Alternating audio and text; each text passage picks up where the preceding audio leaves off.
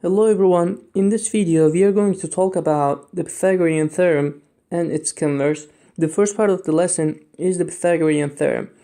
This theorem helps us to figure out one of the side lengths if we have a right triangle. So assume that this right triangle is given. If two of these measures are given, we can figure out the missing side by using the Pythagorean Theorem, which is a squared plus b squared equals c squared. So in this case, C is the hypotenuse. The other two sides are the legs. It doesn't matter which one is A, which one is B. As long as you put the legs on one side of the equation together, these sides are the legs. The hypotenuse is the one that is opposite right angle. You're going to be fine as long as you put the legs together on one side of the equation. So let's see the two examples that we have for this part. It says find the measure of A. It seems like A is one of the legs. The hypotenuse is given 13. The other leg is 12 units. So we are going to use the given equation, the Pythagorean theorem, A squared plus B squared equals C squared. In this case, remember the legs are going to stay together on one side of the equation. The legs are A and 12. These go together. A squared plus 12 squared equals, we are going to get the hypotenuse by itself on one side of the equation. Now a squared stays as a squared, 12 squared is equal to 144, and 13 squared is equal to 169. So we subtract 144 because remember, we are trying to figure out what 1a is. We are going to get this by itself, and then we are going to get rid of the square. Subtract 144 from each side. A squared is equal to 25. Now, to cancel this squared out, we need to do its opposite, which is square root. Square root and square are opposite of each other. So a would be equal to, radical 25 is equal to 5. So the length of a is 5 in this case. We are done with the question, but here's a quick hint. One of the most popular right triangles, Pythagorean Triple actually, is 5, 12, and 13. The longest side is always the hypotenuse. These two are the legs. So when you have a right triangle, if you have one leg is equal to 5, the hypotenuse is equal to 13, that means the second leg must be equal to 12. Or if you have these two numbers for a leg or for the hypotenuse, the other leg must be 5. And you can think of the same thing when you have 5 and 13. The other leg is going to be 12. By the way, I skipped this part, the Pythagorean triple part. When you have a squared plus b squared equals c squared, if all of these numbers are whole numbers, then that means those numbers are called Pythagorean triple. The most popular Pythagorean triples are 3, 4, 5, 5, 12, 13, and multiples of these three. If you multiply all of these numbers by 2, you get 6, 8, 10, or if you multiply them by 3, you get 9, 12, 15. These are very common. So if you have any two of these, the third side must be the third number. But remember, the greatest number must be the hypotenuse. Let's move on to the second example. It says find C.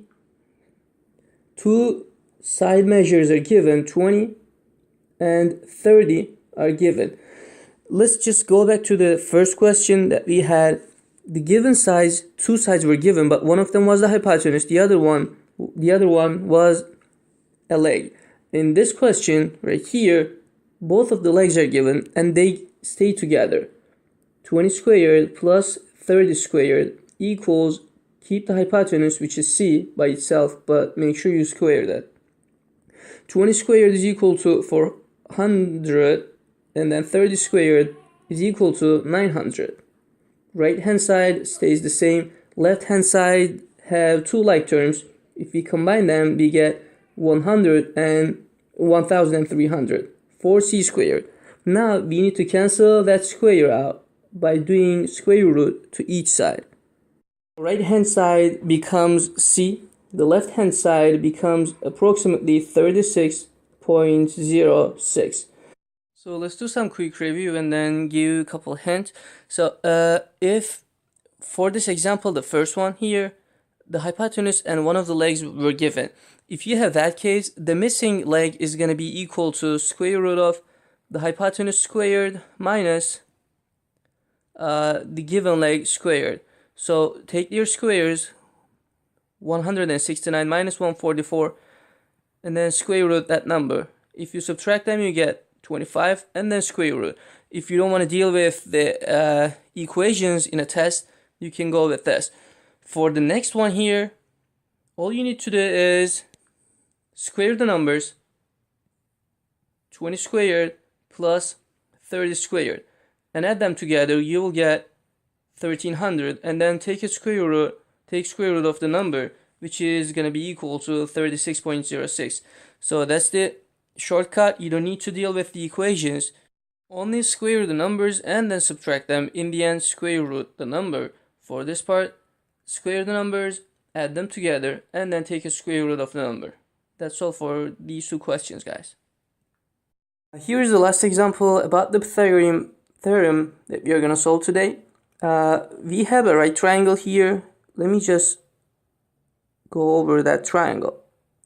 The legs are 11 and x. So if we square them, if we do x squared plus 11 squared, we should get the square of the hypotenuse. So now the left hand side becomes x squared plus 11 squared is 121. 28 squared is equal to 784. So if we subtract 121 from each side, we get x squared equals 663. Now we need to take square root of each side of the equation to cancel that square out. So this line becomes x equals square root of 663 is approximately 25.75. So since it is not the exact value, let's use this symbol. So the second part of the lesson is about converse of the Pythagorean theorem. This theorem is used to determine whether a triangle is a right, acute, or obtuse. So to say the triangle is a right triangle, we need to have this equation, a squared plus b squared equals c squared. So in this case, the only side that matters is the longest side, which is the c. So c should be the longest side. A and b doesn't matter which one is which. So if they're equal, then we say the triangle is a right triangle. So for the second one, for the inequality, if a squared plus b squared is greater than c squared, then we say triangle ABC is acute. Remember, C is again the longest side. We don't know if it's the hypotenuse because we don't know the angle across from the side is 90 degrees or not. But it is going to be the longest side anyway. For the last one, again, if we have a squared plus b squared is less than c squared, then we say triangle is obtuse triangle. So let's solve an example question. It says determine whether triangle PQR is a right triangle. So here we have three sides given. I know 20 is greater than 10, but some of you might not know which one is greater, either 20 or 10 radical 3. So by using your calculator, you can see approximate value of 10 radical 3. It is about 17.32. So obviously, the longest side is 20. So it is going to stay by itself on one side of the equation, and then we are going to square that number. 20 squared, now we don't know if it's equal. The sides are 10. We are going to square this, plus the second side is 10 radical 3. We are going to square this one. So now let's deal with the left hand side of the equation. The first term is 10 squared. We know it is 10 times 10 or 100. The second term is 10 radical 3 times 10 radical 3. If you multiply it by itself or if you use a calculator and then square it, you will get, 300 for that. And then we don't know if it's equal to for now to the right hand side of the equation. On the right hand side, we have 20 squared or 400. So deal with the left hand side, combine like terms. We have 400 on the left hand side. The right hand side is the same number. So that means the equation that we have is a squared plus b squared equals c squared. That means the triangle is a right triangle. So we say yes, triangle PQR is a right triangle. So let's check the other 3 questions. Determine whether each set of measures can be the measures of the sides of a triangle. If so, classify the triangle as acute, obtuse, or right. Justify your answer. So the first step is this one. We are going to determine if we can create a triangle using these numbers. So if you remember one of my previous videos, the easiest way of doing this is choosing the shortest 2 sides. For this question, 6 and 8 is the shortest sides. So we add them together and then see if it is greater than the third side. It must be greater. So 6 plus 8 is greater than 9 because left hand side is 14 and that is greater than 9. So we can create a triangle using these sides. So the first part of the lesson is yes, we can do a triangle with these numbers. Now let's determine if it's a right, acute, or obtuse triangle. Now the longest side stays on the right hand side of the equation. The longest one is 9. We square that one on the right hand side. The other 2 stays together on the left hand side.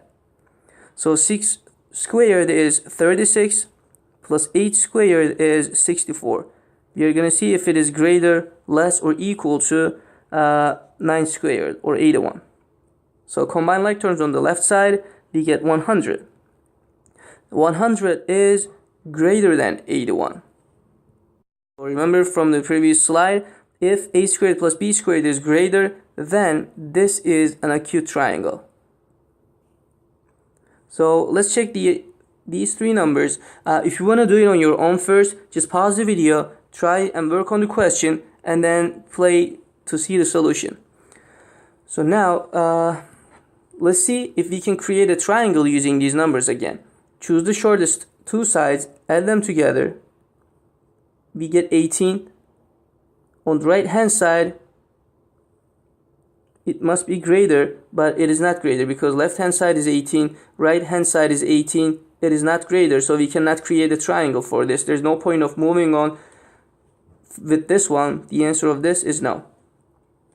So the last 3 pairs, let's check this out. The shortest 2 is 10 and 15.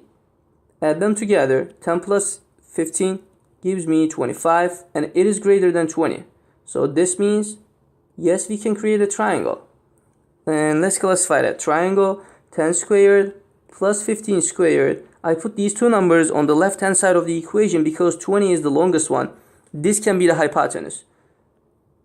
We are going to see if it is greater, equal, or less than 20 squared. 10 squared is 100. 15 squared is 225. 20 squared is 400. Left hand side is 325, and it is less than 400. So this gives me that the triangle that we have is an obtuse triangle because the right hand side is greater. That's all for this video, guys. Please comment below if you have any question, and thanks for watching. I will see you in another video.